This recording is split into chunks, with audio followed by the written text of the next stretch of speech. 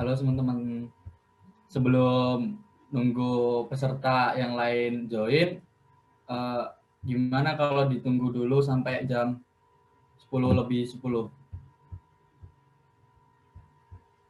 Iya, Kak. Ditunggu dulu ya.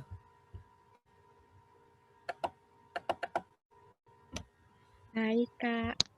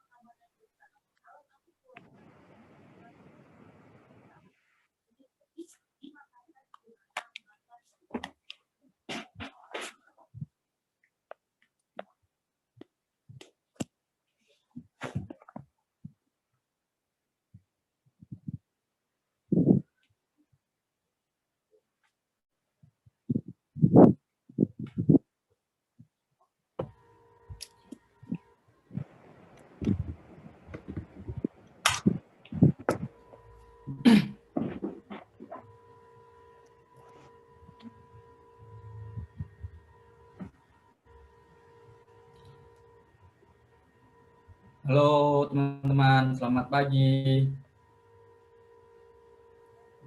Pagi, Kak. Pagi, Kak. Sebelumnya saya ucapkan terima kasih ya atas partisipasinya mau bergabung dalam acara Prokesmen Psikologi Kesehatan Mental. Oh ya, pertama-tama perkenalkan dulu, nama saya Hari Sampurno Jati dari Psikologi 2018. Bisa kalian panggil Haris. Oh ya teman-teman,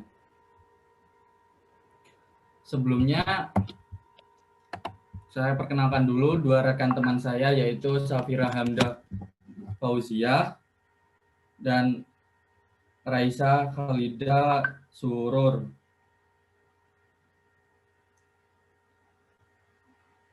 Oh ya teman-teman, untuk kegiatan pagi hari ini itu berjudul cara mengatasi kecemasan. Kegiatan ini diawali dengan pembukaan dari saya sendiri, kedua sesi pemateri dari 2 teman saya, dan yang ketiga sesi diskusi, dan yang terakhir sesi dokumentasi.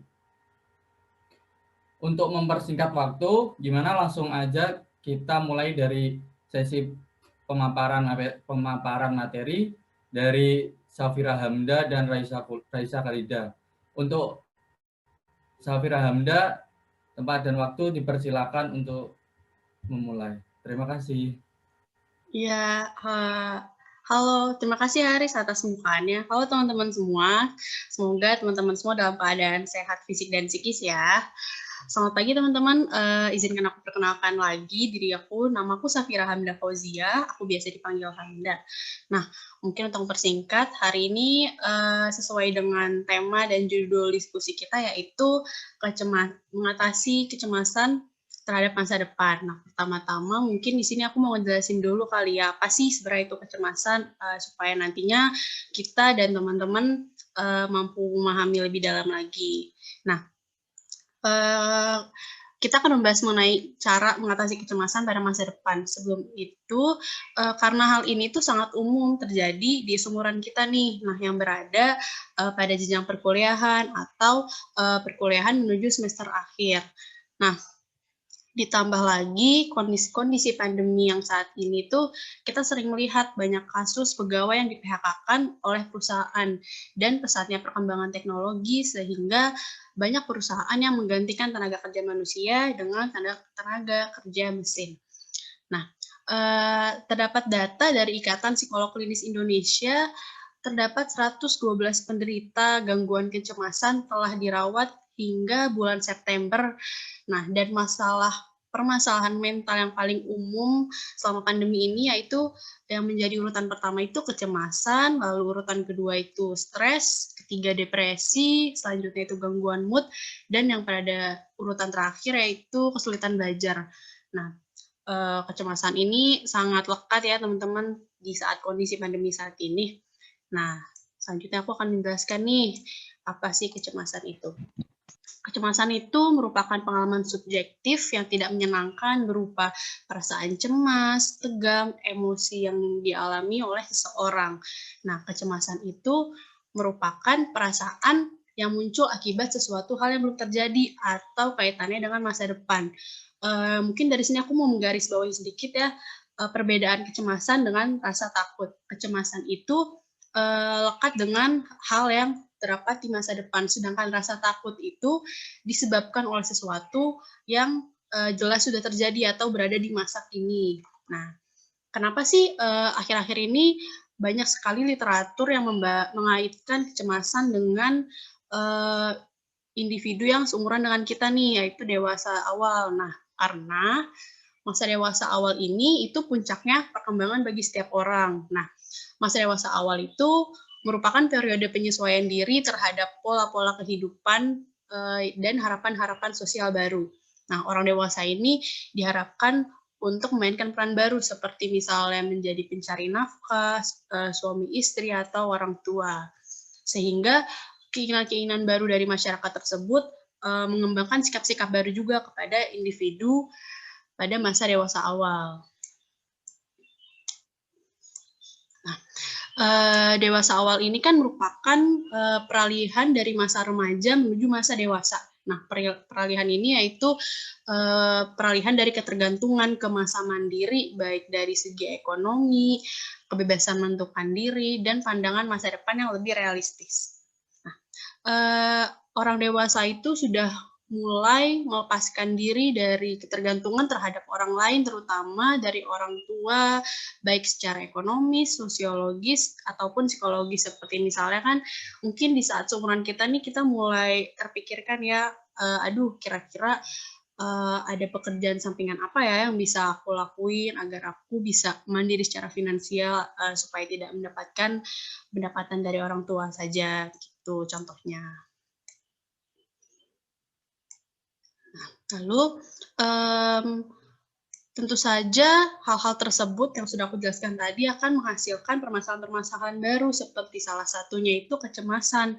Nah, mereka itu merasa cemas terhadap seperti apa sih gambaran kehidupan mereka di masa yang mendatang, ditambah lagi pada masa-masa sulit seperti ini. Nah, lalu bagaimana ya caranya kita mengetahui atau menyadari bahwa diri kita itu mengalami kecemasan. Nah, selanjutnya, setelah ini aku akan menjelaskan bagaimana sih, seperti apa gejala-gejala kecemasan itu. Mungkin teman-teman tadi udah sedikit mulai tergambarkan ya, sedikit paham apa sih itu kecemasan. Nah, di sini aku mau jelasin gejala kecemasan. Ketika kita mengalami kecemasan itu tidak serta-merta terjadi secara tiba-tiba, melainkan itu terdapat gejala atau simptom yang kita rasakan terlebih dahulu. Nah, seperti halnya yang dirasakan ketika seseorang mahasiswa yang berada di semester akhir perkuliahan misalnya. Nah, banyak tuntutan yang dipikirkan mereka ketika mereka sudah menyelesaikan pendidikan di jenjang perkuliahannya yang pada akhirnya dapat mengakibatkan gangguan psikologis seperti stres, kesulitan tidur, sering cemas, mudah marah, frustasi, hingga kehilangan motivasi belajar. Nah, kecemasan itu dibagi menjadi dua, teman-teman. Yang pertama itu ada tingkat psikologis. Nah, tingkat psikologis itu kecemasan yang berwujud gejala kejiwaan seperti halnya tegang, bingung, khawatir, sukar berkonsentrasi, perasaan tidak menentu, dan sebagainya. Nah, yang kedua itu terdapat tingkat fisiologis, yaitu kecemasan yang sudah mempengaruhi atau terwujud pada gejala fisik atau pada yang kita rasakan dalam tubuh kita, seperti halnya jantung berdebar-debar, keluar keringat dingin yang berlebihan, sering gemetar, perut mual, dan sebagainya. Nah, lalu itu akibat-akibat dari kecemasan-kecemasan itu yang dialami oleh individu itu berdampak pada aspek lain juga, seperti halnya mereka yang cemas menjadi kurang percaya diri dan tidak suka menghadapi tantangan, meremehkan diri sendiri, dan dianggap tidak menyenangkan oleh lingkungannya.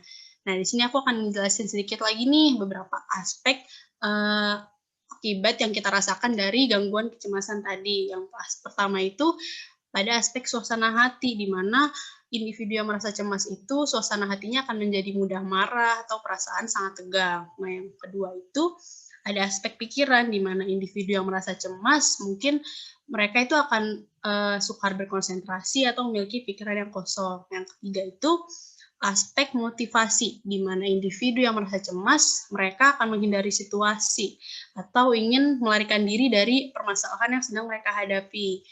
Lalu ada gejala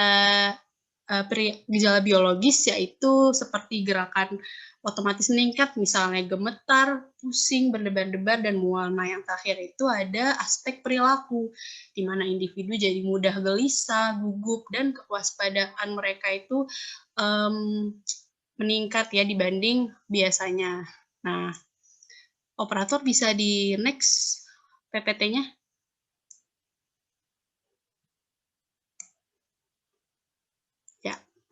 Nah, mungkin teman-teman di sini mulai bertanya-tanya, loh, terus kapan sih sebenarnya kita itu harus segera pergi ke ahli profesional seperti misalnya psikolog? Nah, di sini aku akan menjabarkan sedikit saja bahwa kita itu sangat dianjurkan untuk berkonsultasi dengan ahli profesi di bidangnya seperti psikolog itu apabila individu sudah mulai terus-terusan cenderung rasa khawatir hingga mengganggu aktivitas sehari-hari. Misalnya kalian merasa cemas sampai-sampai di seharian itu kalian tidak berkonsentrasi untuk mengerjakan tugas kalian yang berujung pada tugas kalian itu tidak dikerjakan sama sekali. Nah, itu kan sangat mengganggu aktivitas sehari-hari. Nah, lalu itu kalian dianjurkan untuk pergi ke psikolog itu apabila rasa takut, khawatir, dan cemas yang kalian rasakan itu sangat sulit dikendalikan, maka kalian harus segera menemui psikolog. Nah, ketiga itu apabila kalian mengalami stres kronis, kecanduan alkohol, menggunakan narkoba, atau memiliki masalah kesehatan mental lainnya. Yang terakhir itu, ini udah cukup parah ya teman-teman, di mana apabila kalian udah memiliki keinginan untuk melukai diri sendiri, bahkan bunuh diri, ini sangat-sangat dianjurkan sekali untuk kalian segera berkonsultasi ke pihak yang ahli di bidangnya seperti psikolog atau mungkin psikiater ya teman-teman. Karena apabila individu sudah berada di tahap cemas pada level terakhir ini sangat membahayakan kejiwaan, jadi harus ditangani oleh yang ahlinya. Nah, mungkin teman-teman dari tadi di sini bingung ya, loh, terus caranya gimana nih biar nggak cemas? Nah, setelah ini rekan aku, Raisya Khalida Surur, akan menyampaikan gimana sih cara untuk menghindari kecemasan tersebut. Waktu dan tempat kepada Raisya Khalida Surur, silakan.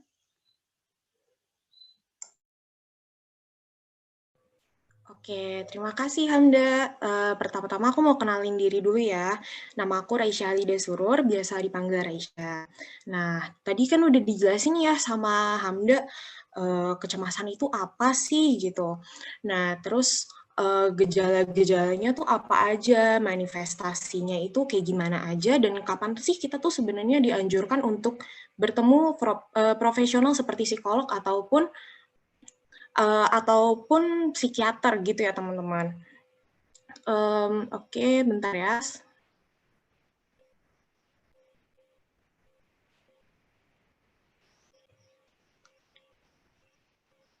Oke. Nah, gimana sih caranya? Yang pertama itu ada melakukan apa yang kita sukai. Ini kedengarannya kayak klise banget ya teman-teman. Kayak, apaan sih gitu kedengarannya. Tapi ini beneran ampuh sih teman-teman. Karena ketika kita melakukan apa yang kita sukai itu, kita jadi ngelakuinnya enjoy. Kita ngelakuinnya nggak ada tekanan apapun. Nah, terus yang penting lagi nih teman-teman, ketika kita melakukan apa yang kita sukai, itu bisa menjadi sebuah distraksi kepada kita. Jadi setelah karena kita udah terlalu cemas nih untuk hal-hal yang sebenarnya mungkin ya nggak kejadian juga di akhir kayak gitu, nggak kejadian juga di masa depan. Jadi kita lebih fokus pada kegiatan yang kita lakukan sekarang gitu, dan kegiatan itu adalah kegiatan yang kita sukai, kurang lebih kayak gitu teman-teman. Nah, terus yang selanjutnya adalah percaya diri. Ini penting banget teman-teman. Kita tuh harus percaya sama apa yang sama kemampuan yang kita miliki. Karena kalau misalnya kita sendiri aja nggak percaya, ya gimana gitu kan. Terus juga kita harus percaya kalau misalnya ya emang ada aspek-aspek yang kita itu bisa lakuin kok gitu. Karena semua orang itu kan punya kelebihannya masing-masing ya teman-teman ya, perlu diketahui. Nah, hal ini juga berkaitan dengan cara yang selanjutnya, yaitu tidak membandingkan diri dengan orang lain. Nah, ini tuh penting banget sih teman-teman, karena kita tuh ada di generasi di mana kita tuh dibanding-bandingin sama orang lain. Mulai dari orang, misalnya kayak dari lingkungan terdekat ya, kayak misalnya orang tua, kita dibandingin sama saudara, terus misalnya sama tetangga-tetangga, kayak gitu ya teman-teman. Nah, tapi kadang tuh nggak cuma eksternal doang, kadang malah dari diri kita sendiri yang membandingkan diri kita dengan orang lain, kayak gitu. Kayak misalnya, ih kok dia bisa ya ngelakuin A, kok aku nggak bisa ya, kok aku nggak bisa sebagus dia ya, kayak gitu. Padahal ya mungkin memang di situ adalah titik kelemahan kita gitu. Nah, ada aspek-aspek lain yang sebenarnya kita bisa lebih unggul dari orang-orang itu, cuma karena kita melihat buruk-buruknya aja, ya jadinya kita lebih berfokus pada hal-hal yang jelek, negatif, kayak gitu ya teman-teman. Nah, terus yang terakhir nih teman-teman, yaitu meditasi. Meditasi ini sebenarnya banyak banget ya teman-teman, mulai dari hal-hal yang kompleks dan juga hal-hal yang mulai lebih bisa dilakukan secara sehari-hari gitu. Bentuknya ini macam-macam banget, dan lagi kalian juga bisa cari di YouTube soal meditasi ini. Ada yang menggunakan suara-suara yang relaxing kayak gitu ya teman-teman. Nah, di sini aku mau ngasih tahu nih teman-teman caranya meditasi yang bisa teman-teman lakuin setelah mengikuti sesi diskusi kali ini. Bisa kalian frequently lakuin secara sendiri kayak gitu ya teman-teman. Kalian cuma butuh ruangan di tempat kalian bisa konsen, bisa fokus kayak gitu ya teman-teman. Nah, oke, selanjutnya. Nah, meditasi ini, oh ya, untuk sesi meditasi kali ini, teman-teman bisa on-cam ya, untuk yang bisa on-cam, karena kita bakal praktekin nih meditasi singkat kali ini. Mungkin teman-teman yang bisa on-cam sekarang ya. Oke.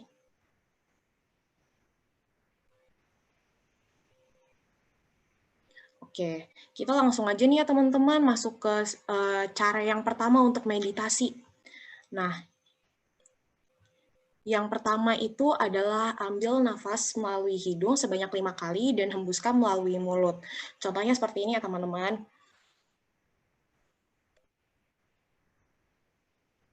Lakuin kayak gitu sebanyak 5 kali ya teman-teman. Mungkin teman-teman bisa langsung dicoba sekarang. Nah, terus yang selanjutnya adalah, nah ini gerakan yang nggak bisa aku praktekin sekarang ya teman-teman, cuma kalian bisa taruh kaki kalian kayak selonjoran gitu di lantai, terus habis itu jari-jari kakinya bisa digoyang-goyangin seperti kayak gini, dan kalian bisa rasain sensasi bagaimana jari-jari kalian, kaki kalian itu menyentuh lantai, kayak gitu ya teman-teman. Nah, terus yang selanjutnya, kepalkan tangan. Seperti ini teman-teman, sebanyak 10 kali ya teman-teman, bisa kayak giniin, dilonggarin kayak gitu. Kalian mungkin bisa dicoba sekarang kayak gitu ya. Terus yang selanjutnya itu lipat kedua telapak tangan kayak gini teman-teman selama 15 detik. Kayak posisinya kayak doa, terus habis itu ditekan gini ya teman-teman. Nah, terus yang selanjutnya itu gosok-gosokin kedua tangan kalian. Nah, di sini kan ada timbul suaranya nih ya teman-teman. Kalian bisa fokus dengerin suara itu. Gitu teman-teman. Nah, terus yang selanjutnya kalian bisa ambil nafas lagi melalui hidung dan hembuskan lagi melalui mulut. Kayak gitu teman-teman. Nah, gimana nih? Ada yang ikut nyobain meditasi singkat ini nggak? Saya, Kak. Ada ya? Wah, gimana nih perasaannya setelah melakukan meditasi singkat? Apakah lebih tenang atau gimana nih? Tadi deg-degan kan, sekarang udah lebih tenang rasanya. Wah, berarti bisa nih ya meditasi singkat ini nantinya kalian lakuin secara frequently di rumah sendiri gitu ya. Kalau misalnya udah mulai merasa deg-degan atau mulai merasa cemas, bisa langsung meditasi kayak gitu. Nah, terus teman-teman nih, kan tadi perasaannya udah tenang, terus juga udah lebih lega kayak gitu. Kalian bisa nih bertanya dengan diri kalian sendiri sambil mengevaluasi diri. Misalnya kayak kira-kira sebenarnya kelebihan aku tuh apa ya?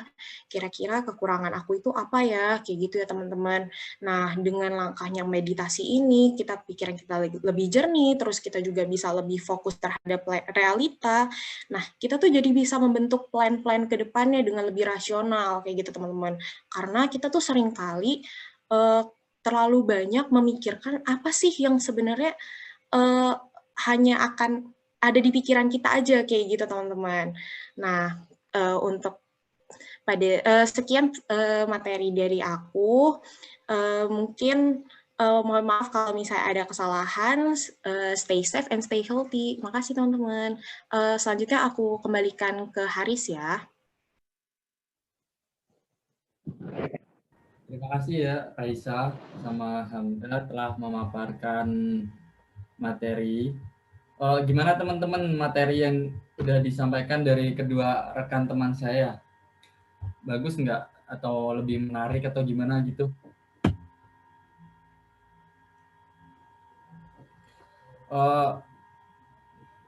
Berguna. Terima kasih Kak. Lanjut ke berikutnya teman-teman ya.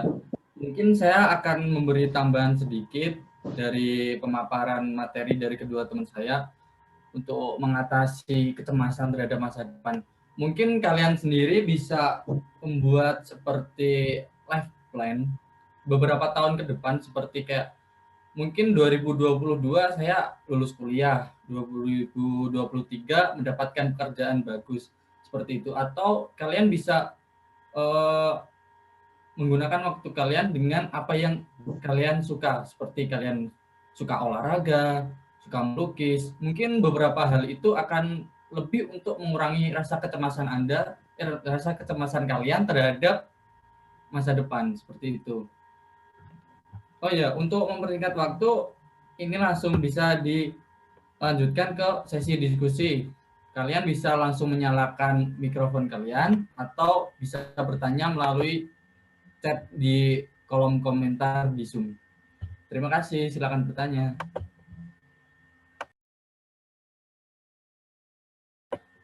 Ada kayak yang ingin bertanya, bisa langsung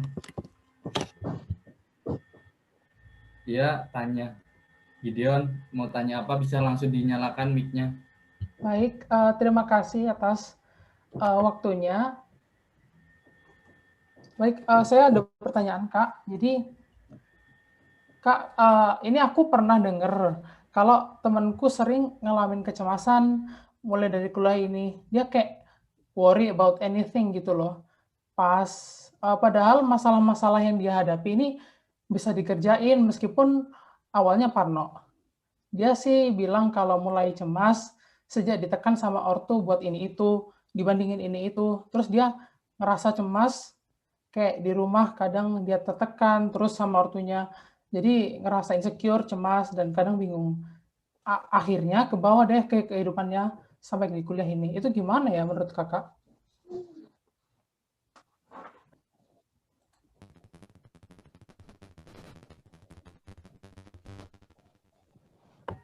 Gimana? Bisa diulangi secara singkat? Ya, jadi temanku ini kan, maaf, silakan, nggak apa-apa.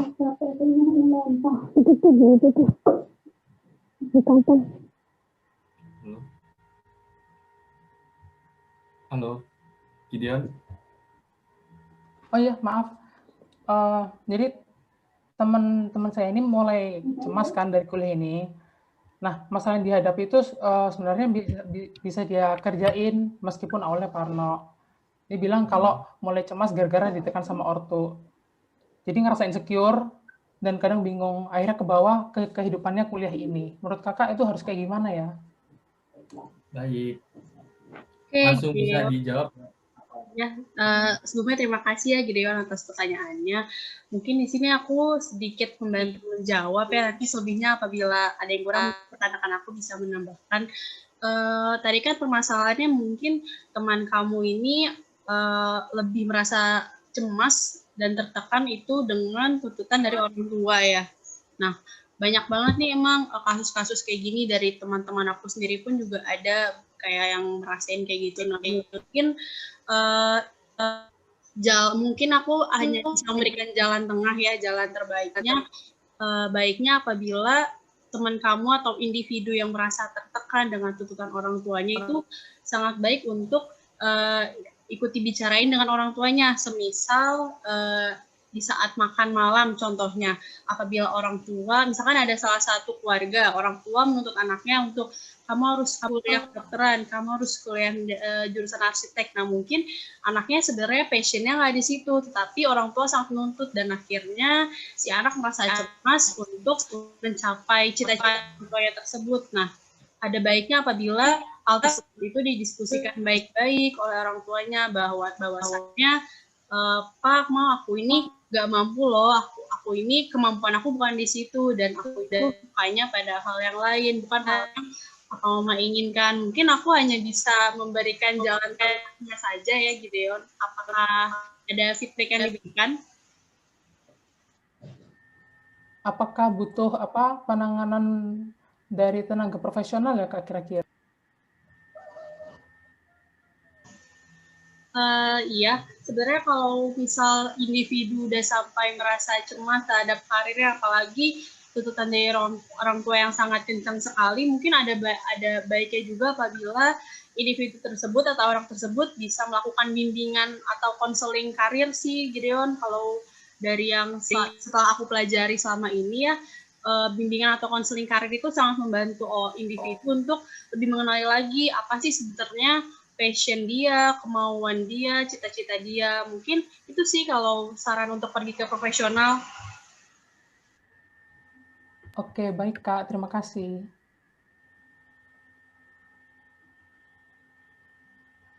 Oke, mungkin ada rekan aku yang ingin menambahkan, silakan.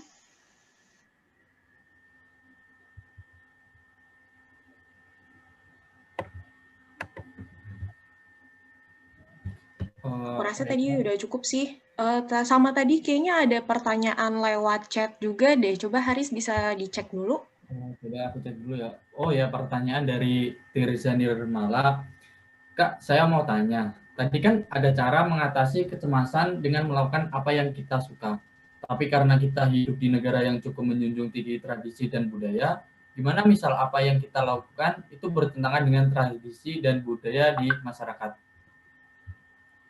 Seperti mungkin pertanyaannya lebih kayak bertentangan dengan budaya yang ada di masyarakat sekitar tentang apa yang disukai oleh individu tersebut. Gimana cara mengatasinya? Seperti itu. Bisa dijawab, Raisa? Oke. Pertama-tama aku mau terima kasih dulu ya sama Tirza karena udah bertanya gitu. Sebenarnya kalau dari aku pribadi nih ya, kalau aku akan jawab dari apa yang aku tahu aja kali ya. Sebenarnya kalau misalnya bertentangan dengan tradisi dan budaya masyarakat itu juga akan menambah, mungkin jadinya akan menambah masalah baru ya kalau misalnya kayak gitu, karena kan otomatis melanggar kalau misalnya bisa disimpulkan melanggar norma ya, menurut aku ya, kalau misalnya bertentangan dengan tradisi dan budaya di masyarakat. Menurut aku bisa di-avoid sih yang kayak gitu, dan bisa mencari kegiatan-kegiatan yang lainnya gitu kan. Karena ya itu tadi seperti yang di awal aku bilang, kalau misalnya bertentangan dengan tradisi dan budaya di masyarakat, menurut aku akan menambah permasalahan yang baru lagi sih, Tirza, kurang lebihnya kayak gitu. Kira-kira ada feedback nggak dari Tirza?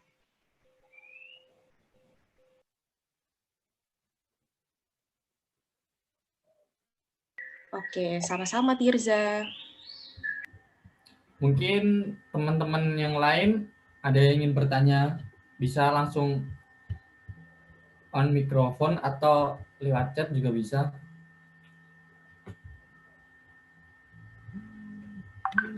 Ditunggu, nggak apa-apa. Assalamualaikum. Waalaikumsalam. Saya ingin bertanya terkait permasalahan kecemasan ini. Mungkin kebanyakan dari kita melihatnya sih kecemasan itu memiliki dampak yang negatif. Tentu saja itu adalah bagian kecemasan yang berlebihan. Tapi tidak bisa dipungkiri juga, kecemasan merupakan salah satu faktor motivasi manusia untuk dapat menyelesaikan tugasnya. Contohnya adalah ketika kita mendapatkan suatu tugas perkuliahan dan kita cemas karena tidak selesai, maka kita akan terdorong untuk segera mengerjakan tugas tersebut. Nah, di sini yang saya ingin tanyakan adalah bagaimana cara kita mengatur atau mengubah kecemasan itu menjadi sebuah dorongan positif untuk menyelesaikan segala tugas atau permasalahan yang kita alami. Mungkin itu dari saya. Wassalamualaikum warahmatullahi wabarakatuh.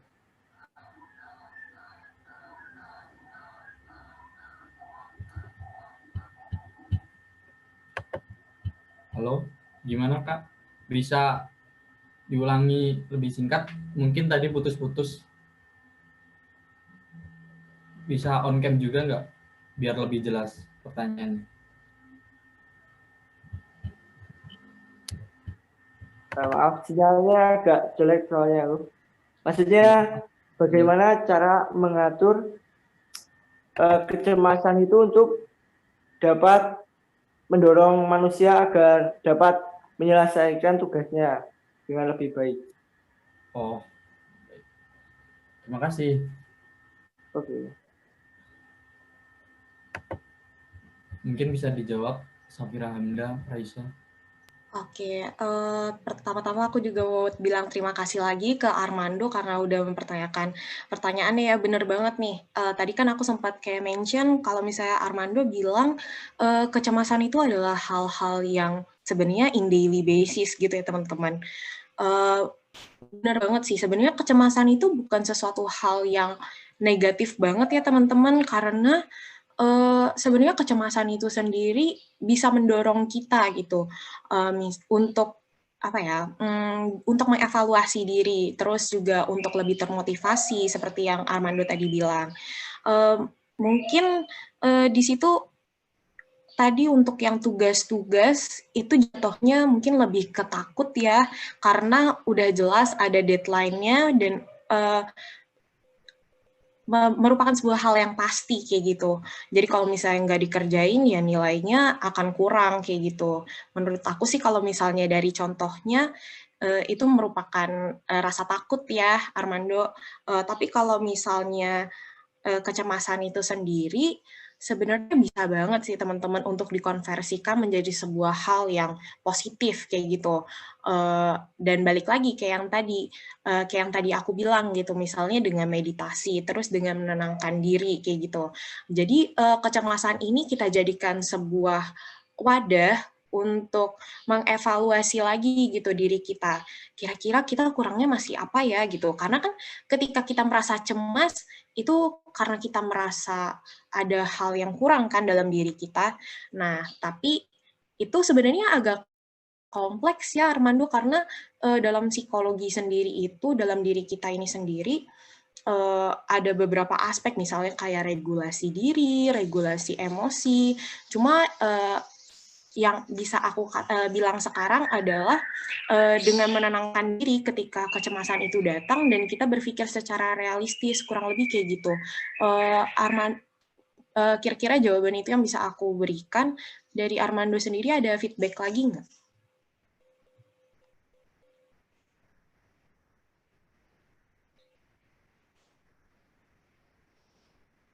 Oke, terima kasih Armando. Mungkin untuk Haris bisa dicek di bagian chat ya, ada 2 pertanyaan lagi. Ya, ini ada pertanyaan dari Nabila Novita. Kak mau tanya, masih bisa nggak? Jadi kan aku lagi tinggal sendiri dan jauh dari orang tua sama teman-teman deket karena kuliah. Nah, aku sendiri jadi gampang stres dan cemas sendiri, Kak. Karena hal-hal kecil. Itu gimana ya? Bisa dijawab, Raisa? Iya, sebelumnya terima kasih banyak Nabila Novita atas pertanyaannya. Mungkin ini permasalahannya karena cemas karena jauh dari rumah dan keluarga ya Nabila. Mungkin aku bakalan sedikit sharing aja ya Nabila dan teman-teman yang lain. Aku pun juga merasakan hal yang sama karena aku juga kuliah jauh dari rumah, orang tua, keluarga dan teman-teman terdekat. Nah, mungkin sebagai apa yang sudah aku rasakan kemarin-kemarin dan saat ini itu rasa cemas yang aku rasakan itu lahir karena adanya mungkin pemikiran negatif terhadap sesuatu yang terjadi di rumah kita atau oleh teman-teman kita karena intensitas ketemu kita dengan keluarga kita, teman-teman kita, orang tua kita itu semakin berkurang kan. Itu juga mungkin membuat cemas. Nah, mungkin gimana ya cara ngatasinnya? Ini aku lebih sharing lagi, aku tekanin lagi. Mungkin kalau hal yang aku lakuin Nabila mungkin bisa juga dilakuin oleh kamu.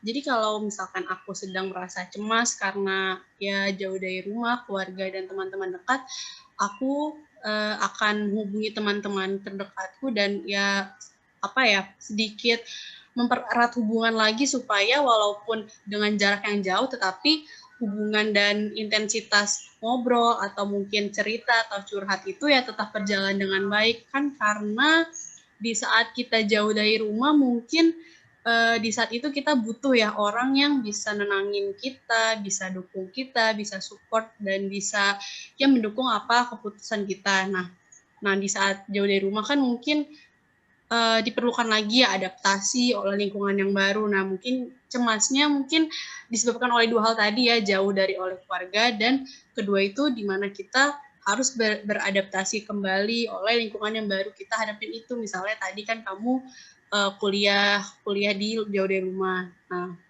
mungkin yang kamu bisa lakuin, aku bakal ngasih kamu saran untuk ngelakuin ya walaupun dengan jarak yang jauh, tapi kan sekarang kemajuan teknologi udah pesat ya, mungkin kamu bisa ya tetap keep in touch istilahnya oleh teman-teman terdekat kamu, atau mungkin kalau misal kan nggak selamanya orang-orang terdekat kamu itu bisa terus ada buat kamu yang mungkin mereka sibuk. Nah mungkin kamu juga bisa tuh ngelakuin tadi apa yang selama pas tadi oleh rekan aku jelasin Raisya, yang mungkin bisa melakukan hal-hal atau hobi yang kamu suka di sana. Misalkan kamu sukanya kuliner gitu. Nah mungkin di saat kamu sedang merasa bosan sendiri atau stres karena tugas, karena temen jauh dari rumah, mungkin bisa tuh kamu ngelakuin itu, atau kamu ngelakuin hobi-hobi lain yang kamu punya gitu. Kira-kira Nabila, apakah ada feedback atau apa?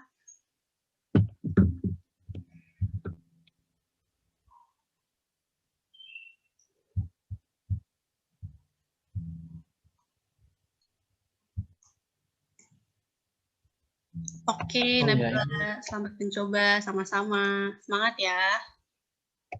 ini ada pertanyaan lagi dari Aulia Farah.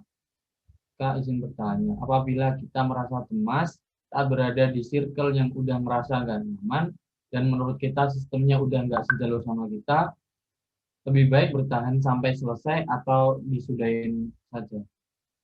Gimana tanggapannya untuk Hamda dan Raisa?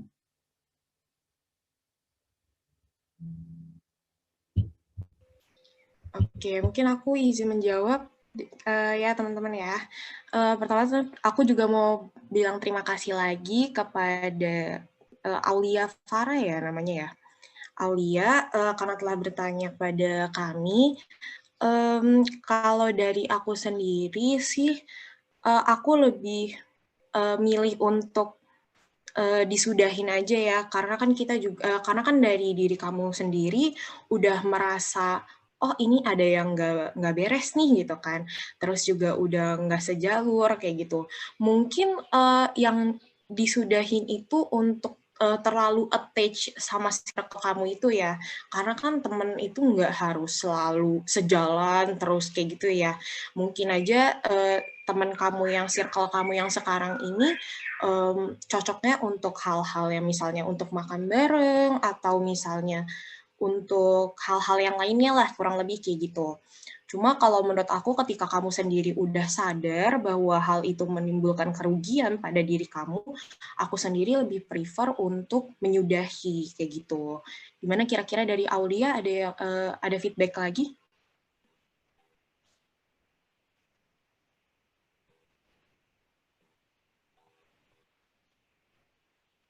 Cukup. Oke, terima kasih Aulia.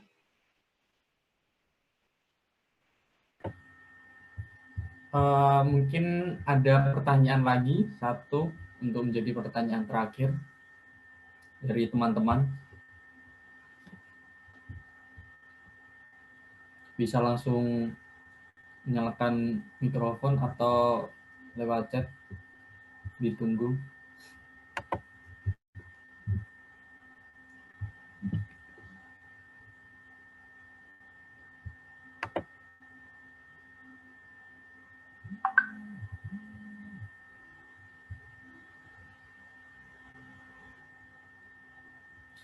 Gimana teman-teman?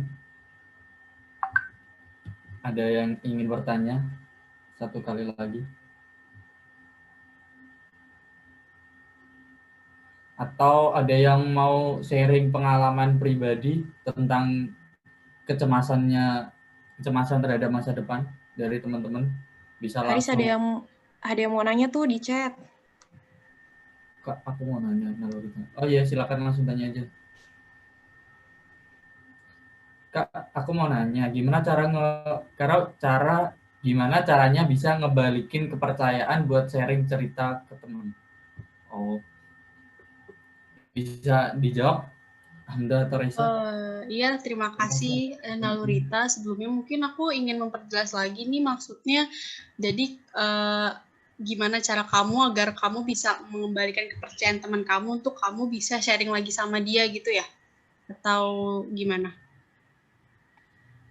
Sebenarnya lebih ke gimana caranya biar aku tuh bisa percaya sama mereka bisa denger cerita aku dengan baik dan nggak ngejudge gitu sih.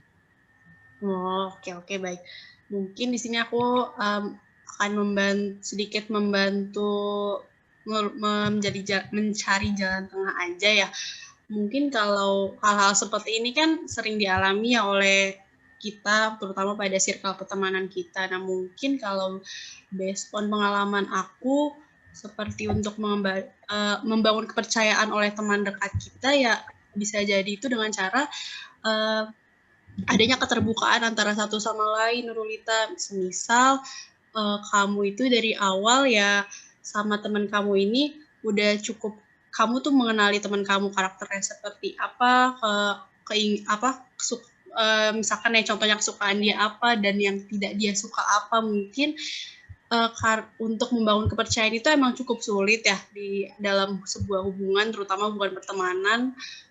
Tetapi kalau dari pengalaman aku, gimana caranya aku bisa ngebangun kepercayaan, emang nggak bakal bisa sebetulnya kita selalu ngebangun kepercayaan yang sangat utuh banget sama semua teman-teman kita. Mungkin hanya ada 1, 2, 3, atau 4 orang aja yang benar-benar kita bisa membangun kepercayaan utuh di antara teman-teman kita tersebut. Nah, mungkin ya itu sih mungkin hal utama yang harus dibangun dalam membuat kepercayaan antara pertemanan tuh ya adanya keterbukaan sih. Dan kalau semisal ada hal yang tidak kamu sukai atau teman kamu sukai, kalau aku itu lebih suka pertemanan yang seperti itu. Jadi semisal aku nggak suka nih sama Raisya misalkan, terkait Raisya jalan-jalan mulu nih, nah aku bakal bilang, tapi dengan konteks pembawaan, mungkin karena kalian teman, mungkin konteks pembawaannya dengan yang bercanda. Jadi penyampaian evaluasi kamu untuk teman kamu itu dibawakan dengan konteks yang ringan, kayak misalkan, Sya, jangan ngajak jalan-jalan aku terus dong, kayak boros nih uang aku, kayak gitu misalkan. Nah, mungkin ya itu bisa dicoba sih Nurulita, atau ada tambahan lain atau mau sharing lagi? Mungkin aku sekalian nambahin juga kali ya, Hamda ya. Oh iya, silakan. Tadi kayaknya dari pertanyaan Nalurita ini lebih ke trust issue ya, mungkin dari sebelumnya, atau ada kejadian-kejadian yang sekiranya kurang berkenan kayak gitu. Tapi back again, ya emang untuk cerita itu sebenarnya agak susah sih ya, apalagi ketika kita sendiri udah merasa nggak percaya gitu. Mungkin kalau misalnya kejadiannya ini hanya ke satu orang, mungkin dan orang ini teman yang dekat gitu sebelumnya, mungkin bisa dibicarakan seperti yang tadi Syafira Hamda kasih tahu ya, dibicarakan dengan baik-baik. Kira-kira sebenarnya ini loh, aku tuh sebenarnya sebel sama kamu tuh karena kayak gini gitu. Aku tuh jadi nggak percaya sama kamu karena A, B, C gitu. Karena kalau menurut aku, kalau misalnya temen yang udah bisa buat cerita-cerita, itu udah bisa untuk sharing-sharing hal evaluasi seperti kayak gitu sih. Tapi kalau misalnya kejadiannya ini terjadi, nggak percaya nih sama teman aku, udah banyak, hampir semua teman aku nggak percaya. Mungkin itu bisa ke profesional aja kali ya, karena kan berarti ada terkait isu di dalamnya kayak gitu, kayak ada trust issue. Nah, itu bisa langsung ke profesional untuk sekiranya membantu untuk menangani hal tersebut. Kurang lebih kayak gitu. Kira-kira dari Nalurita ada tambahan lagi atau ada feedback lainnya? Udah cukup aja, terima kasih. Ya, sama-sama. Mungkin ada pertanyaan lagi dari Rifai apa Deden, biasanya suka bertanya. Deden, Rifai, mau bertanya nggak? Ada pertanyaan tuh Kak di kolom chat. Belum. Indah Ruby. Oh. Kak, izin bertanya, terkait kecemasan di masa depan untuk mahasiswa sendiri kan erat kaitannya dengan quarter life crisis. Gimana sih Kak caranya mengatasi kecemasan atau mungkin kebingungan akan tujuan diri di masa depan kita? Bisa dijawab? Oh iya, terima kasih Indah Vita atas pertanyaannya. Mungkin nanti rekan Raisya bisa membantu juga ya, soalnya ini sepertinya agak kompleks. Cuman pertanyaan Indah ini sebenarnya terkait apa yang kita bahas hari ini sih, yang barusan aku sama rekan aku Raisya bahas ya. Jadi ya benar sih, emang kecemasan quarter life crisis itu erat kan hubungannya dengan kecemasan, di mana di saat kita berada pada jenjang usia yang sudah mulai memikirkan orientasi masa depan kita seperti apa, mungkin kita akan mulai merasa cemas, terutama kebingungan akan tujuan diri. Nah iya, mungkin di saat kita berada pada fase quarter life crisis, kita mulai memikirkan sebenarnya tujuan hidup kita apa sih, sebenarnya yang akan aku capai ke depannya itu apa sih. Nah, hal-hal tersebut bisa diatasi apabila ada individu yang merasa cemas, bingung nih tujuan nanti ke depannya setelah lulus mau ngapain ya, mau kerja apa ya, mau bisnis apa ya. Nah, mungkin kan masih banyak ya teman-teman di sini atau mungkin orang-orang di luar sana yang walaupun sudah berada di jenjang perkuliahan dan dengan jurusan yang spesifik, tapi tetap ada yang merasa bingung kan, aduh gimana ya nanti karir aku akan seperti apa. Ini sangat-sangat bisa sih untuk melakukan, mungkin ya salah satu caranya itu melakukan bimbingan konseling karir dengan konseling. Nah, dengan melakukan bimbingan konseling karir itu mungkin nantinya individu yang merasa bingung terkait karir masa depannya akan lebih diarahkan lagi nih terkait sebenarnya kebutuhan dan keinginan individu tersebut tuh apa sih untuk masa depannya. Nah, seperti itu sih mungkin. Nah, untuk kecemasan di masa depan ini kan tadi sepertinya udah cukup banyak ya aku sama rekan aku jelasin. Mungkin Raisya bisa menambahkan lagi apa yang sudah aku sampaikan. Oke, mungkin kalau tambahan sendiri dari aku, dari beberapa literatur yang aku baca ya, bisa juga untuk meningkatkan ada namanya orientasi masa depan. Nah, untuk orientasi masa depan ini kita tuh lebih menyusun strategi dan sebenarnya ini mirip-mirip sama pertanyaan-pertanyaan ketika tadi meditasi ya. Kira-kira kelebihan kita apa, kita itu maunya apa, terus sekarang kita ini lagi ngapain, kayak gitu. Terus benar juga kayak yang tadi Syafira Hamda bilang, untuk mengunjungi konseling karir ya. Biasanya di kampus-kampus itu juga ada konseling untuk mahasiswa kayak gitu. Nah, itu juga bisa konsul di situ, atau kalau misalnya ada dosen pembimbing akademik DPA, itu juga bisa bertanya ke beliau, karena mungkin biasanya beliau bisa memberikan saran kayak gitu, saran dari orang yang istilahnya lebih tahu lah ya kayak gitu, yang kira-kira udah terjun di dunia karir itu sendiri kayak gitu. Kira-kira kalau dari Indah sendiri ada tanggapan lagi nggak, atau kira-kira masih ada yang dibingungin gitu?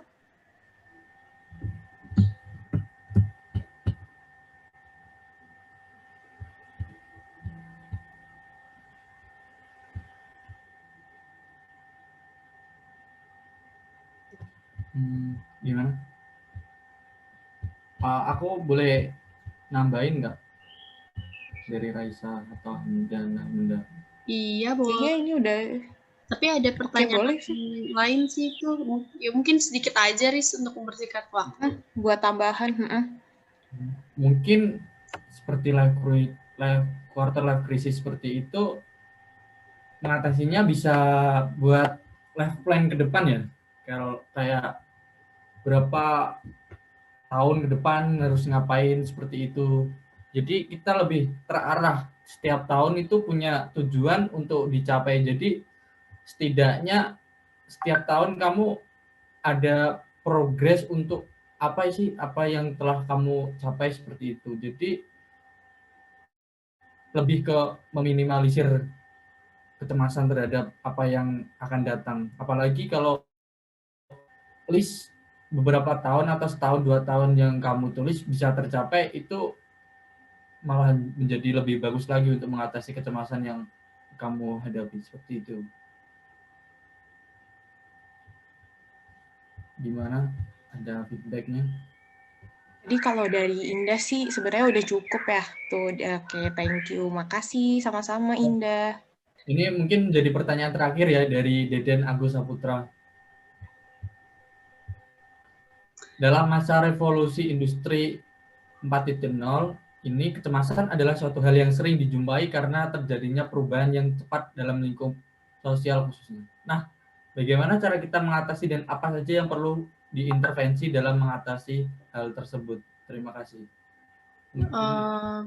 Aku izin menjawab ya sebelumnya. Terima kasih Deden. Balik lagi mungkin nanti kalau misalkan ada tambahan dari rekan aku silakan ya Raisya menambahkan.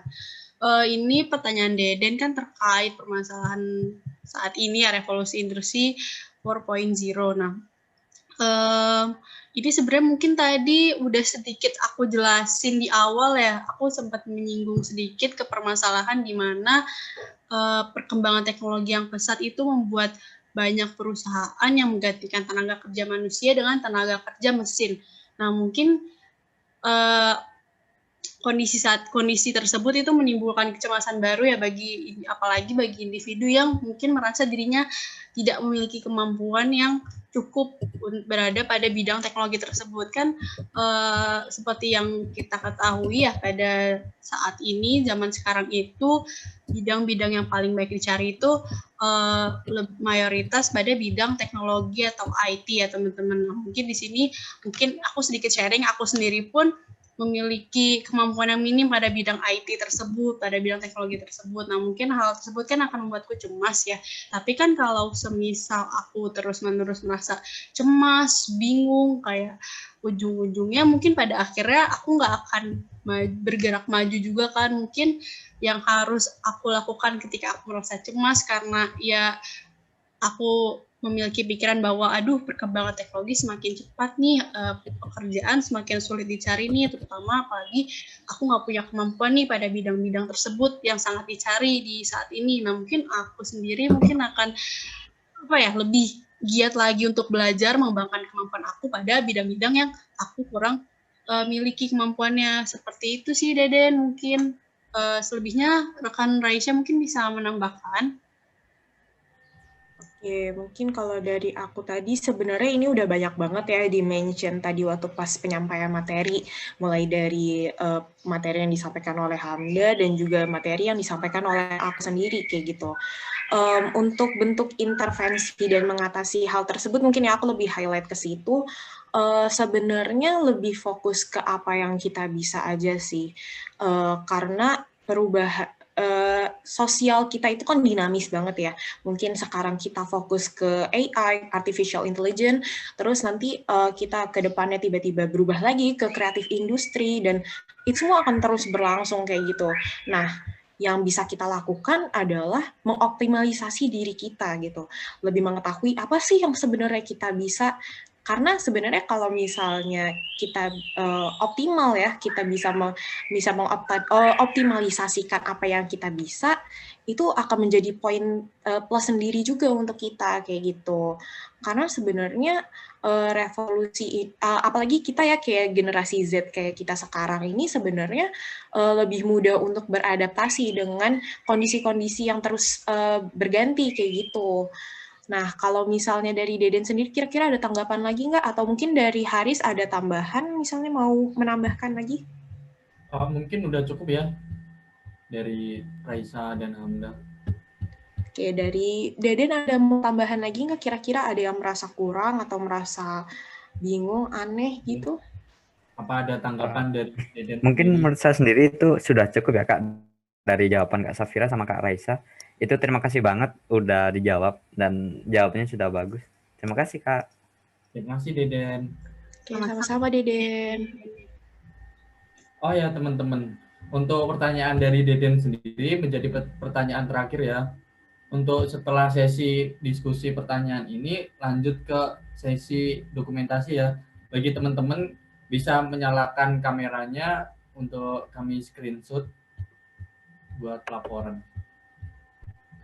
Untuk teman-teman diperkenankan untuk menyalakan kameranya semuanya. Untuk bergaya paling lucu mungkin bisa Tirza. Hamda bisa di screenshot? Iya, sebentar.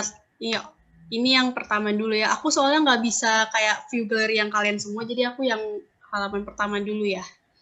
Ayo untuk Raisya, Deden, apa? Atau enggak aku aja, Fir, nggak apa-apa. Oh ya, boleh Raisya, kalau bisa.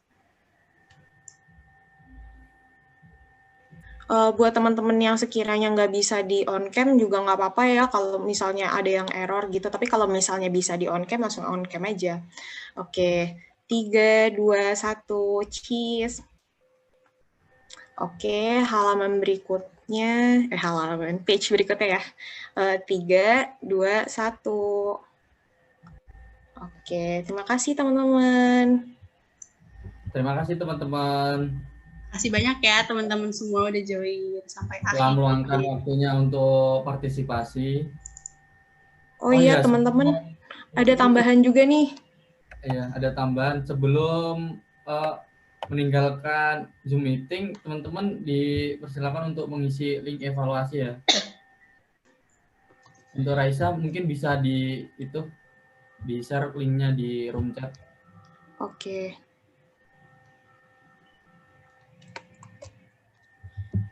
Teman-teman bisa langsung evaluasi kita, kasih kritik dan saran juga ya di link evaluasi yang udah aku taruh di kolom chat.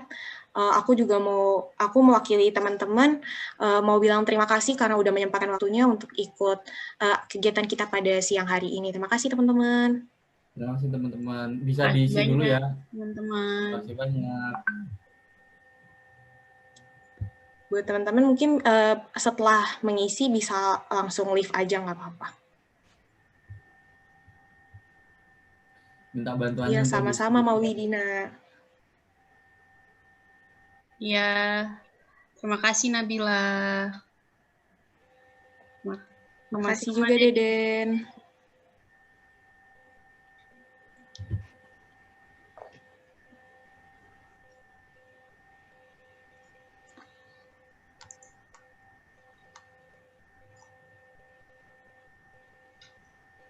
Terima kasih Deden.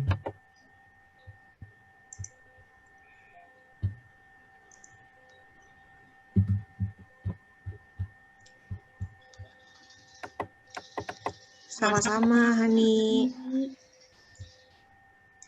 Terima kasih Tirza, sama-sama Tirza.